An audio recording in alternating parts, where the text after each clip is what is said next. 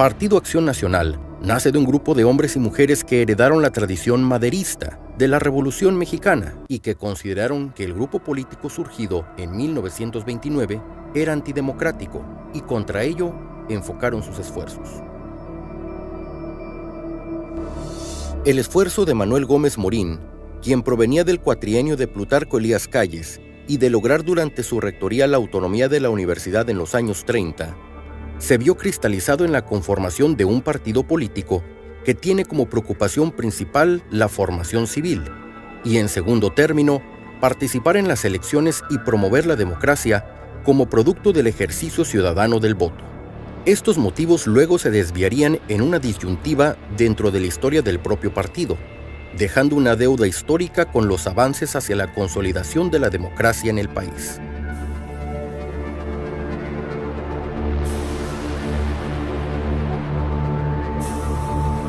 Persecución, represión, detenciones arbitrarias y desapariciones por parte de elementos del partido gobierno. Es que el PAN surge como alternativa política a partir de enero de 1947 en la ciudad de Mexicali, mientras que en febrero de ese mismo año se formó y surgió el denominado Comité Directivo Local, lo que en la actualidad es la figura del Comité Directivo Municipal en Tijuana.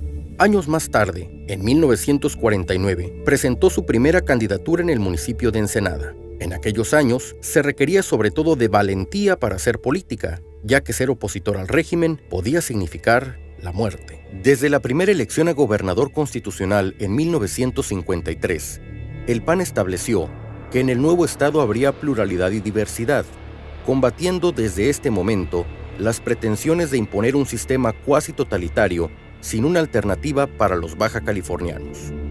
El gobierno estatal de Braulio Maldonado, gobernador surgido de la primera elección constitucional de 1953, se caracterizó por tener un gobierno con actos ilícitos, tal como el sitio Los Kilómetros, gigantesca zona de tolerancia establecida en Tijuana, donde se explotaba a más de 8,000 mujeres. Cuando el escándalo tomó proporciones nacionales, la Procuraduría General de la República ordenó la clausura del gigantesco lupanar. Se comprobó que era el propio gobierno del estado quien percibía las utilidades que rendían las 8,000 mujeres a través del fantasmal comité. Pero ninguna acción legal se siguió contra Braulio y sus cómplices. Manuel Acosta Mesa, periodista del Imparcial, exigió castigo para los culpables, dirigiendo sus críticas contra el sindicato que se había hecho cargo de Los Kilómetros y como consecuencia fue asesinado. En diciembre de 1958, Braulio Maldonado había urdido 2 aventuras delictuosas que, según sus planes, iban a rendirles enormes ganancias: el despojo de más de 2 millones de metros cuadrados de terrenos aledaños al río Tijuana y el establecimiento de una cadena de garitos en Rosarito y la propia Tijuana. Para cumplir con esto, era necesario quitar su propiedad a más de 5,000 propietarios, quienes no iban a ceder tan fácilmente. Para ese momento, dada el alza de impuestos, se había formado la Unión de Contribuyentes, encabezada por don Víctor González Príncipe, quien es atacado por una campaña de difamación, acusándolo de prófugo de la justicia. Finalmente, González Príncipe no puede continuar su defensa contra todos los recursos que el gobierno disponía para desacreditarlo y amenazarlo. Ante esta circunstancia, optó por la retirada. Las acciones del gobierno estatal habían polarizado a la opinión pública y Acción Nacional fue tomado por los ciudadanos. Se convocó a 2 mítines, donde tanto la policía como el cuerpo de bomberos emplearon su fuerza brutalmente para dispersar a los participantes, arrestando y encarcelando a muchos de ellos. Después de que fue la presentación de don Luis H. Álvarez aquí, andaba mi marido en Mexicali. Y le dijeron los periodistas: oye, no vas a ir al mitote, ahora va a haber trancazos y que se va a poner bueno y que no sé cuánto. Vamos, ándale. Pues vamos, y entonces le dijeron: ¿va a estar Magallona? Pues vamos, con más razón voy. Y entonces se fue. Y cuando él llegó, vio que estaban los bomberos con las mangueras del agua y se caía Magallón y se caía don Seferino Sánchez Hidalgo. Los tumbaban a manguerazos, son los chorros de agua, y todo ahí los tenían, se estaban divirtiendo. Pues le tuvieron miedo al periódico. Eso sí me lo comentó José, dice: los voy a hacer lodo. Surgió la amistad, y no nomás la amistad, se vinieron a darle personalidad al comité de Ensenada y todo. Ante este tipo de actos, el líder del PAN en Tijuana, Seferino Sánchez Hidalgo, reacciona ante la gente del Ministerio Público para acusar en su conjunto al alcalde Manuel Quirós, al comandante de policía, al jefe de tránsito municipal, al jefe de bomberos, al jefe de la Policía de Seguridad y Tránsito del Estado y al jefe de la Policía Auxiliar, todos ellos por abuso de autoridad, violación de garantías, coalición de funcionarios, daño en propiedad ajena, robo y allanamiento de morada. Por otro lado, se comienza a hablar en la ciudad de la obra que iba a iniciar en los terrenos del río para urbanizar, apareciendo en el diario oficial un decreto que declaraba zona de utilidad pública el lecho del río y la denominada zona adyacente. Al mismo tiempo, surgen empresas que iban a realizar las obras de urbanización. El diputado Guillermo Caballero negó que existiera tal decreto, pero aún así, empezaron las obras de despojo y construcción mientras la policía protegía a los trabajadores, ocasionando enfrentamientos entre los vecinos, los operadores y la policía. El gobernador Braulio Maldonado ofreció entregarles el 10% de plusvalía del terreno al finalizar las obras. Con obvia incredulidad, los colonos intentan asesorarse con abogados, pero ninguno acepta defenderlos. Solo Salvador Rosas Magallón, quien consigue un amparo para detener las maniobras de urbanización y colonización del río, pero el juez no accede a la solicitud de la presencia de tropas federales para respetar el amparo. La noche del 30 de diciembre de 1958, policías comandados por José Venegas Torres atacan a los colonos, enviando a algunos a la cárcel y otra buena parte de ellos fueron asesinados. Lo sucedido en la zona del río contra los colonos terminó por conducir a muchos tijuanenses a participar en las filas de Acción Nacional. Los descaros e ilegalidades del gobernador Maldonado agudizaron la inconformidad de la sociedad baja californiana, quien ya identificaban que la raíz de muchos problemas residía en la impunidad priista y excesivas decisiones centralistas. No, es que Gómez Morín lo decía mucho, decía, no importa que nunca lleguemos al poder, sí, lo importante es formar ciudadanía. Formar ciudadanos es nuestra responsabilidad. Tenemos que prestigiar la política. Eso está mal. Yo les digo lo contrario. La política es una disciplina superior del intelecto. Todos somos promotores del bien común. Necesitamos prestigiar. Eso es parte de la formación del ciudadano. El ciudadano, por muy ignorante que sea, es inteligente. ¿Por qué creían nosotros el ciudadano? Porque éramos congruentes. Es entonces que el PAN se vuelve el vehículo para manifestar la inconformidad y acción civil de Baja California. Con miras a la elección general en el estado hacia 1959, la Convención Estatal del PAN en Mexicali decidió que el partido debería participar. Se llevó a cabo una reunión en Mexicali con 500 delegados panistas de todo el estado el 8 de febrero de 1959. En dicha convención, se tomó la decisión de presentar candidatos para la elección local de ese año. Salvador Rosas Magallón enfrentaría por la gubernatura a Eligio Esquivel Méndez, mientras Seferino Sánchez Hidalgo haría lo propio con Jicoténcatl Leiva Alemán por la alcaldía de Tijuana. Mientras el PRI manifestaba haber hecho una campaña activa e inteligente para el triunfo de su candidato en la alcaldía de Tijuana, Seferino Sánchez, el candidato panista, había sido encarcelado por cometer violaciones a la ley electoral, consistentes estas en que anduvo presionando a personas para que votaran a favor de aquel partido político. Al siguiente día, ya se habían elaborado los cargos de disolución social y de violación a la ley electoral. Por el primer delito ya no podía alcanzar fianza. La táctica era retenerlo e invalidar su candidatura. En 1959 pues hubo muertos, hubo desaparecidos, hubo personas que fueron acusadas de ser terroristas, de tener tanques. El PAN fue acusado de tener, y mi papá, de dirigirlos a todos ellos, de ser pues guerrillero, de tener tanques en la Sierra Juárez, de tener un submarino en la Bahía Ensenada, y disparates como estos, ¿verdad? Pero entonces era una época de persecución, de mucha valentía, de personas que de verdad demostraron pues su calidad humana, la casta, como dicen, de mujeres y hombres, que de verdad, yo les puedo platicar de lo que yo me acuerdo de, por ejemplo, entonces le teníamos miedo a la policía y a los soldados. Pero lo que en realidad me hizo entrar al PAN fue los sucesos de 59. Yo ingresé al año siguiente precisamente a raíz de lo que pasó en 59, que fue una masacre, una barbaridad. Muy dura, ¿eh? Cómo asesinaron tanta gente, cómo enterraron gente viva en Laguna Salada. Y no es posible que en México exista esto.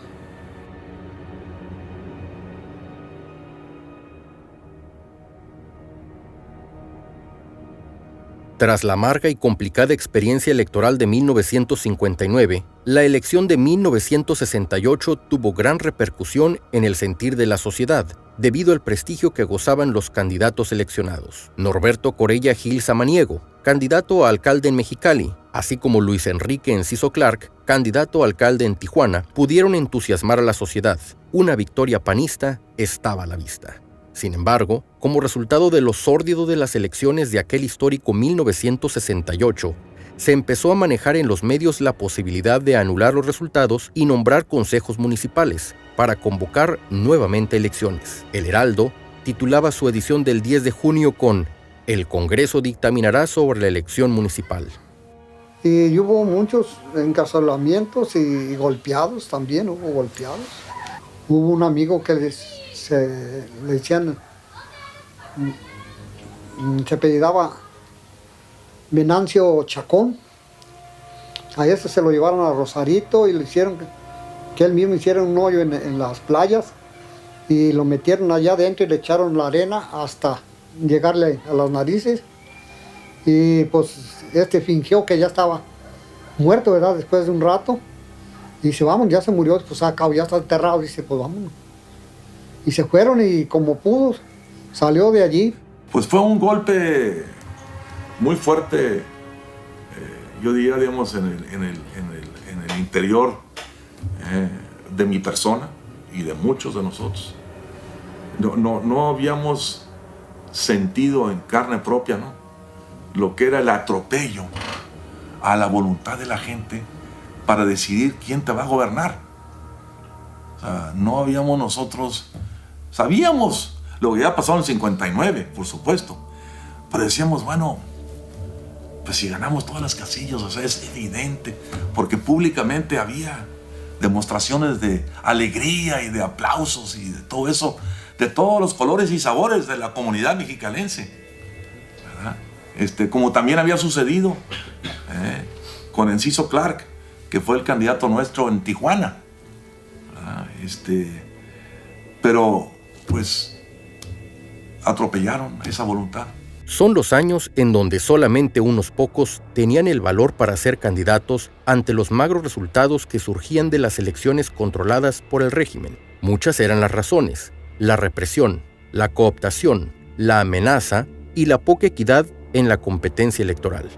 Aunque un buen sector de la sociedad miraba con simpatía la participación y el esfuerzo del PAN, los ciudadanos no necesariamente se integraban al partido. Mis amigas, mis vecinas, que nos tratamos como si fuéramos hermanas, les decía yo, ahí les encargo a mis hijos porque no sé si vuelvan.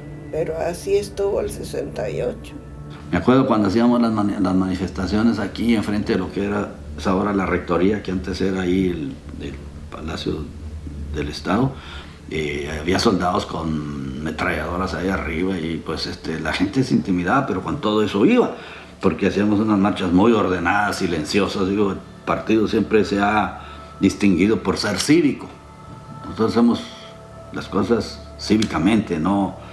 Y respetamos al resto de la población, no tomamos calles así, cosas que molesten a la población. Sí lo hacemos, ¿verdad?, pero inteligentemente. Entonces la gente sí se acercaba, tan se acercaba que en aquellos años, pues para llenar todas las casillas electorales, la mayoría de los que estaban en las casillas no eran miembros del partido, eran simpatizantes. O sea, y el gobierno nos hacía la vida de cuadritos, no había computadoras en aquellos años, y un día nos decía, ahora pónmelos todos por su dirección, y al día siguiente ahora pónmelos todos por alfabeto. Pero en aquellos años los que participábamos, se puede decir que teníamos un compromiso muy grave. La década de los 70 representó una época de gran decisión para la vida del PAN. Como ya describimos, hacia 1970 se habían enfrentado los abstencionistas y participacionistas en las convenciones de 1969 y 1970, donde se había resuelto ir a las elecciones, y en las cuales Efraín González Morfín había sido designado candidato presidencial, siendo él, contradictoriamente, quien lideraba la fracción abstencionista en la Convención Nacional. La disyuntiva que desde la época de los fundadores estaba presente y se había venido postergando, comenzaba a hacer crisis en la propia vocación pública y electoral del partido. El PAN terminaría por no presentar candidato a la presidencia de la República en 1976.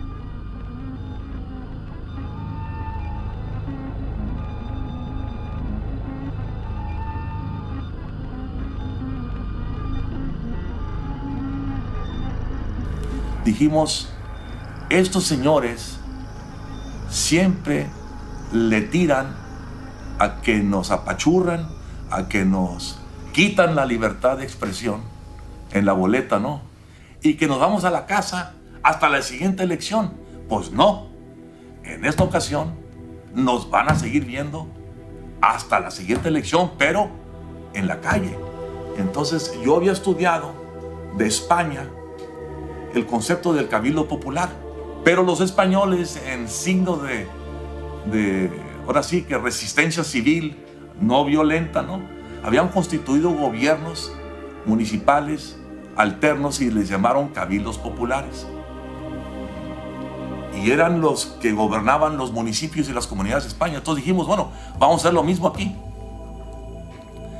para evitar cualquier penalización de la autoridad, porque no les podíamos llamar gobiernos municipales alternos, ¿no? Iban a ser el Cabildo Popular de Mexicali. ¿Integrado por quién? Por todos los regidores, por el síndico, pero también por los candidatos a diputados que integraban los distritos locales, ¿no?, de Mexicali. Y así se echó a volar. ¿Y cuándo? Bueno, precisamente el día de la toma de protesta, ¿no?, del usurpador Francisco Santana Peralta, que por cierto, que en paz descanse.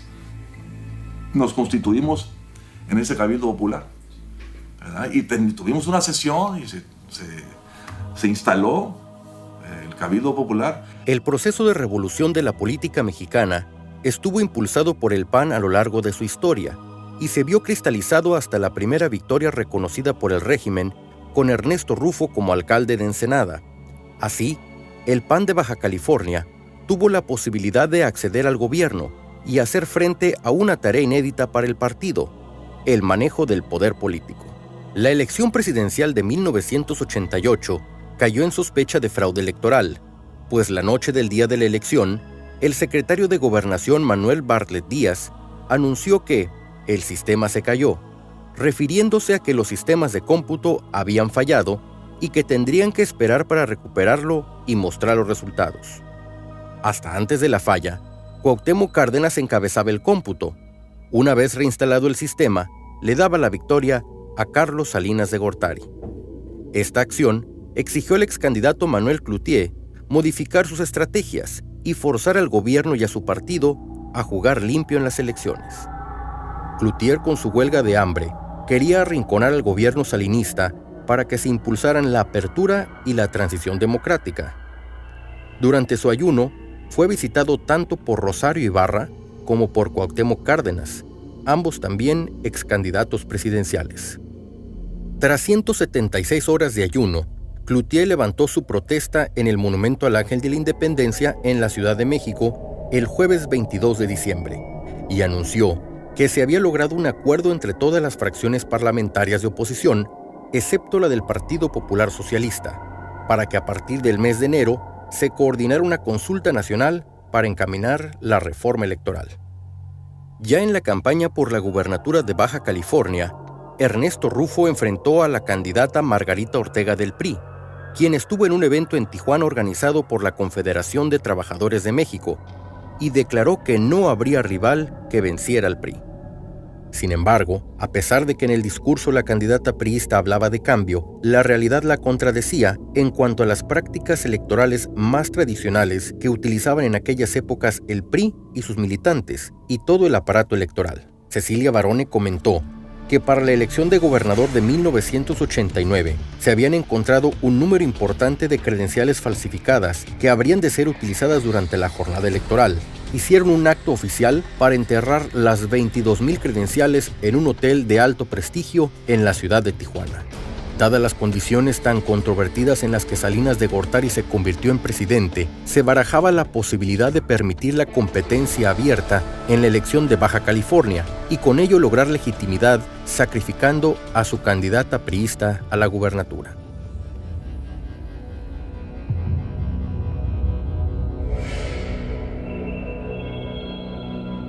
Tras la primera victoria de Ernesto Rufo por la alcaldía de Ensenada en 1986, se fue dibujando un escenario de victoria rumbo al gobierno estatal. A ello, también sumaron la acumulación de graves errores y represiones de los gobiernos del PRI. Asimismo, el gobernador Xicoténcatl Leiva Mortera se había empeñado en ahogar la administración rufista en Ensenada, lo que convirtió al alcalde en un héroe local. Rufo gana. Ciertamente hay que reconocer que en Ensenada había habido extraordinarias demostraciones de participación ciudadana y de panistas que habían hecho mucho trabajo de siembra, y se cosecha en 86 con Ernesto Rufo, Raúl Gutiérrez, el sastre, ¿no? Hombre de gran determinación, Silvana Barca. La década de los 80 representó, como ninguna otra época, una gran dificultad electoral para el PRI. A razón de la crisis del estado de bienestar, el gobierno y su partido vieron cómo en muchas regiones del país la oposición comenzó a conseguir victorias electorales claras. La sociedad mexicana manifestaba a través de las elecciones su inconformidad con el estado que guardaba México, especialmente en el rubro económico. La crisis y las devaluaciones fueron minando el dominio político y electoral del PRI. La crisis económica produjo el aumento de la insistencia por parte de la sociedad y de los partidos opositores de una real apertura democrática. O sea, es una maduración de mi persona y de mis inconformidades y mis inquietudes y obviamente mis anhelos de que México fuera mejor. Y hay un sinnúmero de coyunturas en esa, por ejemplo, época también estaba en Chihuahua Francisco Barrio compitiendo para gobernador y yo lo que pensaba, dije, bueno, aquí los de Ensenada por lo menos vamos a entretener al PRI para que dejen ganar a Barrio allá, y pasó exactamente al revés. La prensa nacional y local publicó el miércoles 5 de julio de 1989 una noticia que siempre se consideró impensable que sucediera en México: la victoria de un partido de oposición en una gubernatura. Ernesto Rufo significó para la historia política mexicana el rompimiento de los paradigmas políticos y electorales establecidos desde los años 30. Por primera vez en 60 años, la sociedad mexicana fue testigo del respeto a un resultado electoral adverso al partido del gobierno, y que en ese sentido, el sistema político le daba entrada a su petición en las urnas: un gobierno elegido democráticamente. O sea, no nos regalaron nada. El presidente decidió así, pero no fue un regalo. Fue un triunfo legal. En las urnas, lo respetaron por primera vez. No era la primera vez que el PAN daba las luchas y triunfos en presidencias municipales y gobernaturas. En este caso se respetó y bueno, se hizo una boruca, ¿verdad? Digo, los primeros 15 días yo creo que Ernesto Llamero estuvo a punto de volverse loco, ¿verdad? Acción Nacional asumió el reto de la gubernatura de Baja California como una oportunidad de aprender a ser gobierno. Transitar entre ser el partido del cambio y luego ejercer el gobierno con una agenda plagada de demandas sociales, de problemas que por años no fueron atendidos, ha tenido costos también para el PAN. El principal fue el riesgo permanente de desdibujarse como partido y que sus militantes en el gobierno hayan cometido actos de corrupción y que no consolidaran fuertemente su actuar en el gobierno. Si el mismo panista está inconforme por la acción del gobierno, porque no ha sido tomado en cuenta, porque nomás le piden apoyo a los candidatos, nunca regresan, el ciudadano igual, es un desgaste natural. Pero la respuesta está en la misma lucha histórica, en la medida que nos apeguemos como un espejo a esa congruencia de esos ideales, esos hombres y mujeres, de esa lucha histórica, la población va a voltear otra vez hacia nosotros. Significó que estábamos llegando a ser efectivo ya la participación, que era una de las cosas que decía Gómez Morín, la lucha de eternidades. Pues, ¿cuántos siglos tenemos como país y no hemos podido hacer de nuestra patria algo que sea benéfico para todos? Entonces, él tiene mucha razón en sus exposiciones, Gómez Morín, de que nos ha planteado, nos dejó plasmado qué es lo que tenemos que hacer, la participación política, la lucha de eternidades. Y no podemos construir en serio una democracia sin demócratas. Y no podemos tener demócratas si no tenemos seres humanos libres. Y no podemos tener seres humanos libres si no tenemos personas informadas y formadas para que sean esto. Y para que sean capaces entonces, entre todos, y esto se dijo desde la fundación del partido, de que construyamos una patria por la vía de la democracia, una patria que nuestro lema dice generosa, una patria en democracia. Entonces, los ciudadanos, con su participación, pueden trascender muchos años si se aglomeran alrededor de un cúmulo de ideas, que la fortaleza de una dinámica política local, regional o nacional empieza con los ciudadanos y se ve siempre sostenida y cohesionada por una institución política. El PAN es una herramienta de los ciudadanos, pero no es el fin último. El fin último es un gobierno que dé prosperidad y paz a los mexicanos.